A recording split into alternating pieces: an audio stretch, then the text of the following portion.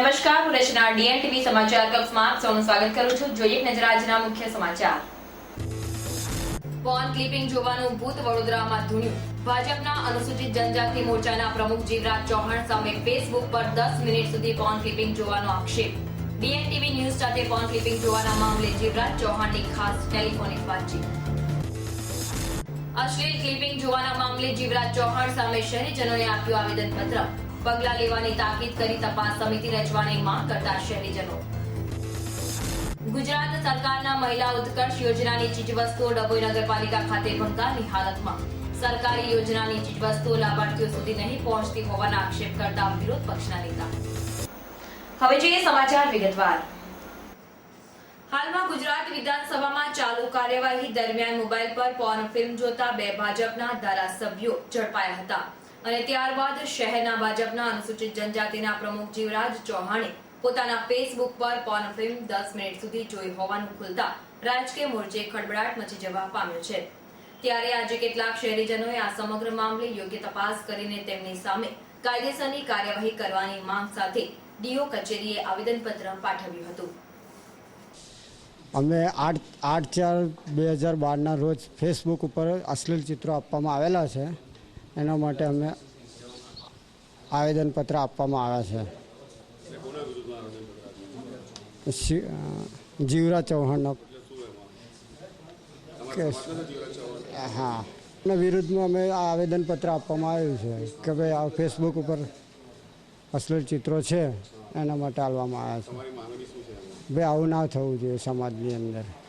ભાજપના અનુસૂચિત જનજાતિના પ્રમુખ જીવરાજ ચૌહાણ સામે ફેસબુક પર પોર્ન ફિલ્મ જોવાનો આક્ષેપ કેટલાક લોકો દ્વારા કરવામાં આવ્યો છે.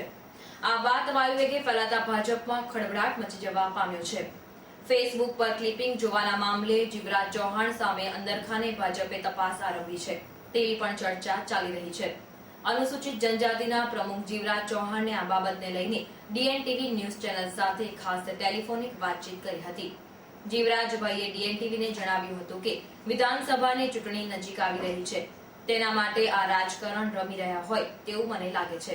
છેલ્લા ઘણા સમયથી મેં મારું પોતાનું ફેસબુક ખોલ્યું નથી અને કોઈ પણ જાતની ક્લિપિંગ પણ જોઈ નથી.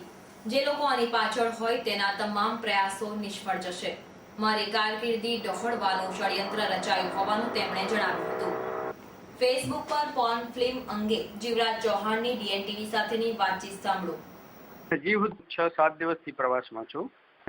જે પોલીસ એને જોઈ ન મળે મારા જેટલા 2,000 ની પાસે આ જોયું હોય અને તમે પૂછી શકો છો. પ્લસ ટેગ તો નથી. એટલે આમાં સર શું લાગી રહ્યું છે? મને એટલું લાગે છે કે વિધાનસભાની ચૂંટણી ઓકે એટલે કોઈ આ વસ્તુ કરી હોય એવું લાગે છે. હવે ચૂંટણી આવે એટલે આ બધા ખેલ થતા હોય છે. બીજું કઈ મને નથી લાગતું. અને આજે હું તમારા ઘરે ટપાલ મોકલું તો બરાબર છે. તમે એટલું કાગળ ખરાબ ચિત્રો એક ગુનેગાર છે જેના ઘરે મનાઈ શકો. બરાબર છે. તો ગુનેગાર તો બીજો હોય ને. જીવરાજ, હું એટલું જ કઉ છું પણ જે આ અશ્લીલ SMS કે જે આ એ તમે જોઈ કે નથી જોઈ? બરાબર. મેં કીધું 6 દિવસથી હું પ્રવાસમાં છું. હજી સુધી મને બેસવાનો સમય જ નથી મળ્યો. હા. પ્લસ એ શું છે, શું વસ્તુ કોણે મોકલી, શું વિવાદ કોણે ઉભો કર્યો, પાછા એના શું થાય છે મને કઈ ખબર જ નથી. પણ એટલું ખબર છે કે વિધાનસભાની ચૂંટણી આવી રહી છે. આ એનો અંદેશો છે અને કોકને મને મારા માટે કઈક ખરાબ ચિતરવાની કોશિશ છે. પણ એમાં કોઈ સફળ ન થાય. બાકી બીજું કઈ મારે કેવું નથી. બસ સર, અને આમાં ડીઓ કચેરીને પણ કંઈક આવેદન પત્ર આપ્યું છે, તો તમારે ડીઓ કચેરી સાથે કોઈ પણ જાતના સંબંધ ખરા? કોઈ સ્કૂલ તમારી કે કોઈ એવું પ્રકારનું કંઈક છે ને? એ તો આપ્યું છે તો ડીઓ કચેરીને જે એમના યોગ્ય કાર્યવાહી કરશે ને. હા, એટલે ડીઓ કચેરી કેમ આપ્યું? એટલે આવી કોઈ જાણકારી મારી પાસે નથી. એવું છે. હા, બસ. એટલે આ ખાલી વિધાનસભા આવે છે એટલે આ બધું થઈ રહ્યું છે. પણ આ જે કઈ થયું છે, તમે જે પૂછી રહ્યા છો એની મને કઈ માહિતી નથી. પણ જે થઈ રહ્યું છે વિધાનસભાની ચૂંટણીને ધ્યાનમાં રાખીને થઈ રહ્યું છે, આટલું તમે યાદ રાખો. વડોદરા મહાનગર સેવા સદનના જાડી ચામડીના અધિકારીઓના અણઘડ વહીવટના પાપે શહેરીજનોને પ્રાથમિક સુવિધાઓથી વંચિત રહેવું પડે છે. શહેરના આજવા રોડ પર આવેલા દત્તનગર ખાતે છેલ્લા કેટલાક દિવસથી પીવાનું પાણી આવતું નથી.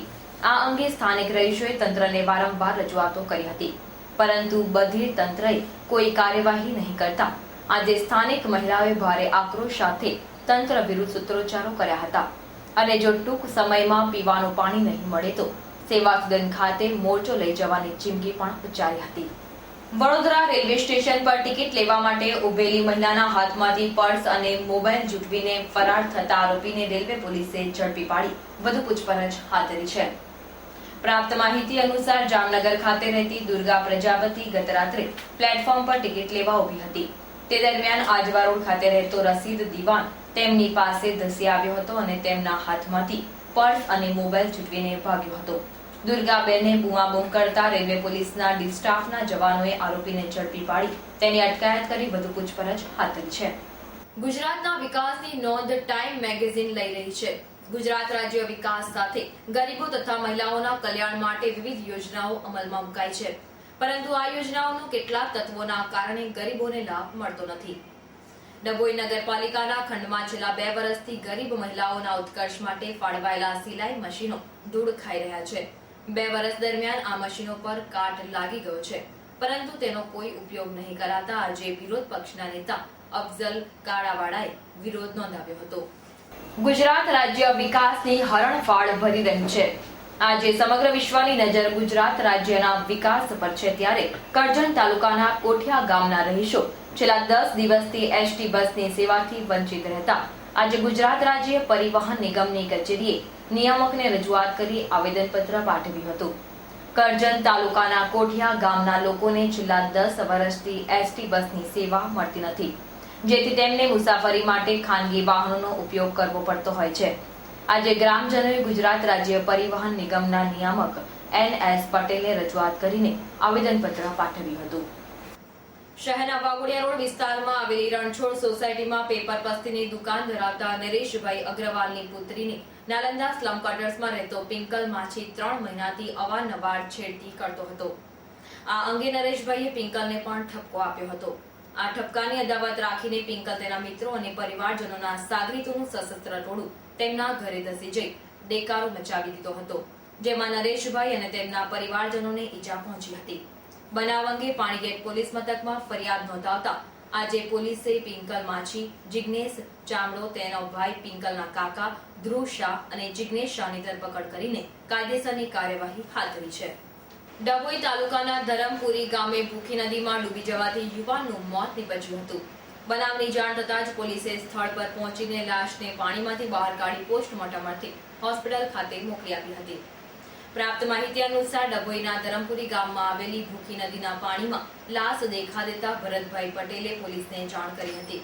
બનાવની જાણ થતાં પોલીસે ઘટના સ્થળે પહોંચીને લાશને બહાર કઢાવી ઓળખવિધિ હાથ ધરાઈ હતી, જેમાં લાશ રાઠોડિયાવાસમાં રહેતા રમેશભાઈ રાઠોડિયા હોવાનું ખુલ્યું હતું. બનાવની જાણ થતાં જ રાઠોડિયાવાસમાં શોકની લાગણી ફેલાઈ ગઈ હતી. બિલાલ રાઠોડિયા અમારા ભૂખી કોતરમાં નર્મદા નિગમનું પાણી વહે છે અને એ તે પસાર થતા હતા તો અંદર પડી જવાથી ગઈકાલ રાતના પડી ગયા છે અને પાણીના પીવાથી ડૂબીને મૈયત થઈ ગયેલું છે એમનું. આજે સંત શ્રી આસારામ બાપુનો 72મો જન્મદિવસની ધામધૂમપૂર્વક બીલ આશ્રમ ખાતે ઉજવણી કરવામાં આવી હતી.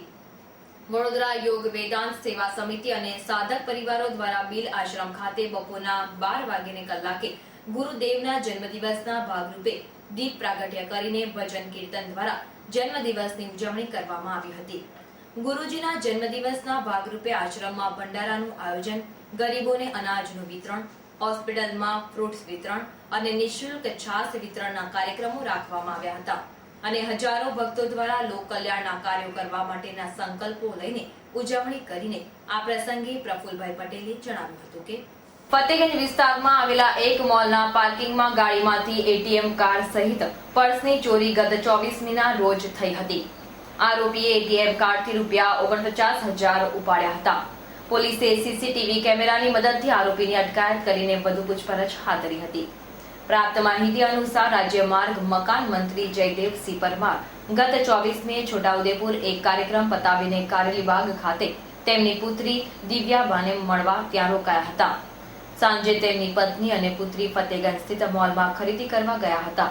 દરમિયાન કારમાં તેમનું પર્સ રહી જતા તે લેવા ગયા ત્યારે તે કારમાં નહીં મળી આવતા પોલીસને ફરિયાદ કરી હતી. પોલીસે તેમની ફરિયાદના આધારે તપાસ કરતા તેમના એટીએમ કાર્ડથી ₹49,000 આરોપીએ ઉપાડ્યા હતા. પોલીસે સીસીટીવી કેમેરાની મદદથી તપાસ કરતા સમગ્ર બનાવમાં સંડોવાયેલા આરોપી રમેશ સોલંકીની ધરપકડ કરીને વધુ પૂછપરછ હાથ ધરી હતી. આ હતા ત્યાર સુધીના સમાચાર. તાજા સમાચાર માટે આવતીકાલે આ સમયે ફરી મુલાકાત થશે. ત્યાં સુધી DN TVની સમગ્ર ટીમને રજા આપશો. નમસ્કાર.